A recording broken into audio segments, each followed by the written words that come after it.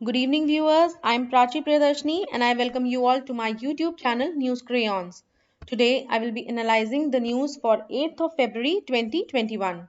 So let's look at the first news today. The first news says that government allocates rupees 16,000 crores for Pradhan Mantri Fasal Bima Yojana.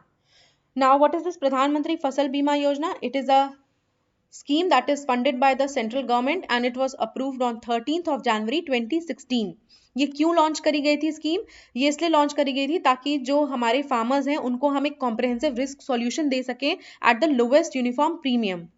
और ये जो scheme है ये coverage provide करती है for the entire cropping cycle. मतलब जो sowing है, जो क्रॉप की सोइंग है, उससे पहले के पीरियड से लेकर के जब तक भी हार्वेस्ट, पोस्ट हार्वेस्ट पीरियड, मतलब जब तक हार्वेस्ट पूरा मार्केट तक नहीं पहुंच जाता, वो एक एंटायर क्रॉपिंग साइकिल होता है और ये उस पूरे क्रॉपिंग साइकिल के लिए ये स्कीम कवरेज प्रोवाइड करती है। और अगर हम फार्मर पार्टिसिपेशन के रिस्पेक्ट से देखें तो this scheme has become the largest crop insurance scheme. Now why was it in the news? It was in the news क्योंकि हमारी जो सेंट्रल गवर्नमेंट है उन्होंने फिजल ईयर 2021 टू 2022 के लिए इसमें 16,000 करोड़ रुपए का फंड एलोकेट किया है। नाउ इट वाज एलोकेटेड ताकि जो हमारी फार्मर्स की क्रॉप सेफ्टी है उसे बूस्ट मिल सके और जो क्रॉप इंश्योरेंस है उसका मैक्सिमम बेनिफिट हमारे सभी फार्मर्स तक पहुंच पाए। Okay, now what are the features of this Pradhan Mantri Fasal बीमा योजना? नाउ सपोज एनी फार्मर है, कोई भी एक फार्मर है जिसकी क्रॉप में लॉस हो जाता है कुछ अनएक्सपेक्टेड रीजंस की वजह से, तो because of this crop insurance app और जो कॉमन सर्विस सेंटर्स जो गवर्नमेंट ने अवेलेबल करवाए हैं उसकी वजह से जो फार्मर्स हैं वो अपना क्रॉप का लॉस रिपोर्ट कर सकते हैं विद इन 72 आवर्स। और जो इसमें एक पोर्टल भी है और क्रॉप इंश्योरेंस मोबाइल ऐप भी है जिसकी वजह से फार्मर का जो एनरोलमेंट है इस स्कीम में वो काफ़ी इजी हो गया है, उसको काफ़ी फैसिलिटेट किया गया है। And this scheme is quite modernised also because it can assess the crop loss electronically also by using some of the techniques like remote sensing technology, drone, satellite imagery, artificial intelligence and machine learning also. All right, so let's look at the next news. The next news says that school funded by the Samagra Shiksha to be renamed after Netaji. तो ministry of education ने ये decide किया है कि जितने भी schools और hostels हैं जिनको की समग्र शिक्षा स्कीम फंड करती है उनका नाम चेंज करके they will be renamed after Netaji Subhash Chandra Bose. Now why this step is being taken? ताकि जो फैसिलिटी है, जो रेजिडेंशियल स्कूल्स हैं जो कि डिफिकल्ट एरियाज में बन रहे हैं वहां पर उनके बारे में अवेयरनेस रेज करने के लिए, और इसलिए भी किया गया है ताकि जो स्कूल्स हैं वो इंस्पायर हो to maintain and achieve the high standards of quality education. Okay, now what is this Samagra Shiksha Abhiyan? This is an integrated scheme from the preschool to class 12th और ये ensure करती है कि inclusive और equitable quality education सभी को सभी levels पर मिले। और 3 स्कीम्स को मर्ज करके सर्व शिक्षा अभियान, टीचर एजुकेशन, राष्ट्रीय माध्यमिक शिक्षा अभियान, इनको मर्ज करके ये स्कीम लॉन्च करी गई थी। And it basically emphasizes on improving the quality of education by focusing on 2 T's, that is teacher and technology.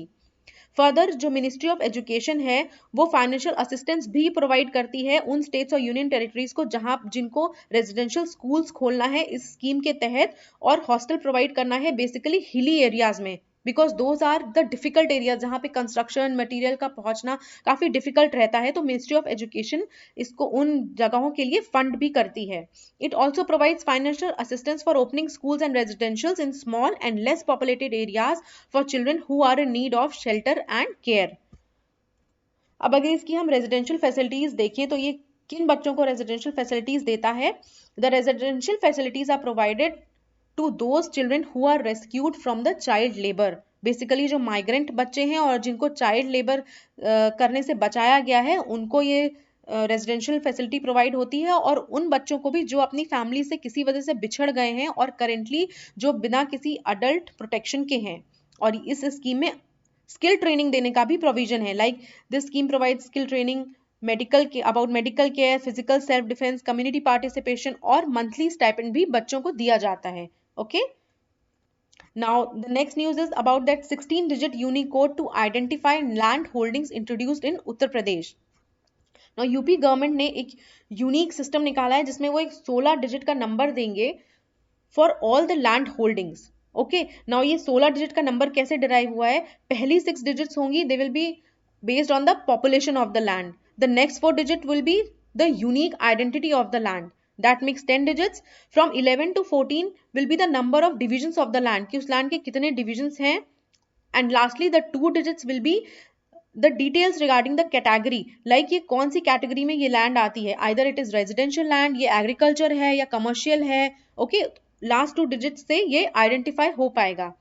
Now Unicode will be issued by the Revenue Department of UP government. ये एक बहुत ही अच्छा move है, because इससे होगा क्या, जितने भी लैंड डिस्प्यूट्स हैं उनको क्लियर ऑफ करने में फैसिलिटेट होगा. सेकेंडली जो फ्रॉडस्टर्स हैं जो एक लैंड को कई बार बेच देते हैं उन पर भी बैन लगेगा, क्योंकि now every land will have it's unique identity, और उसको कोई भी जो लैंड परचेज करने वाला है या सेल करने वाला है, they can check on the internet. So it is a very good move to bring the transparency. Okay, now the last news for the day is massive damage after glacier burst in Uttarakhand's Chamoli district. Now what is this news about? एक avalanche हुआ है और जिसकी वजह से flash floods trigger हो गए हैं अलकनंदा रिवर में, which is in Chamoli district of Uttarakhand, and it has happened because of a glacial breakdown.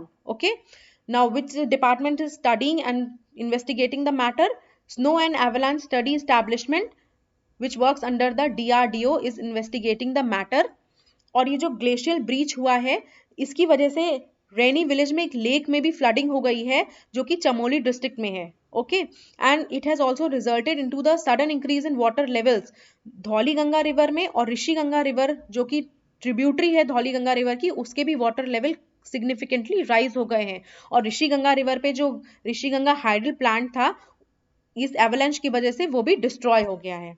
Okay, so now let's look at about the Alaknanda river. Alaknanda river is a Himalayan river in Uttarakhand. It is one of the two headstreams of river Ganga. The other one is Bhagirathi. There are 5 main tributaries of Alaknanda in order, that are namely river Dhauli Ganga, Nandakini, river Pindar, Mandakini and river Bhagirathi. ये सभी reverse northern mountainous regions में rise करती हैं. और अगर rafting की बात करें तो it is one of the best river for rafting also because of the high rafting grade. Okay, so that was all in the news for today. Thank you so much for watching and I hope you liked the analysis. So see you all tomorrow. Take care.